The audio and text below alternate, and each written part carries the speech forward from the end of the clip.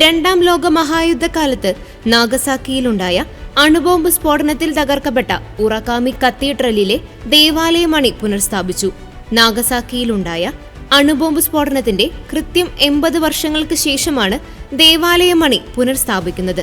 കത്തീഡ്രലിലെ ദേവാലയമണിയുടെ നിർമ്മാണത്തിന് ധനസഹായം നൽകുന്നതിനുള്ള അന്താരാഷ്ട്ര പ്രവർത്തനങ്ങളുടെ പരിശ്രമത്തിന്റെ ഭാഗമായി 1 വർഷത്തിനുള്ളിൽ $1,25,000 സമാഹരിച്ചു.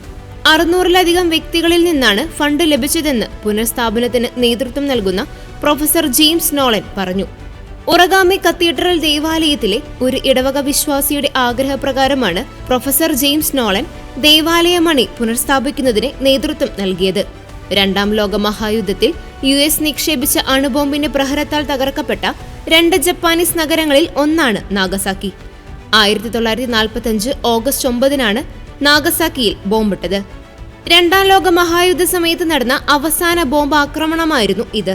ബോംബാക്രമണത്തിൽ ഉറഗാമി കത്തീഡ്രലിലെ 2 മണിഗോപുരങ്ങളും തകർക്കപ്പെട്ടിരുന്നു. പിന്നീട് 1959-ലാണ് കത്തീഡ്രലിലെ ആദ്യത്തെ മണിഗോപുരം പുനഃസ്ഥാപിച്ചത്.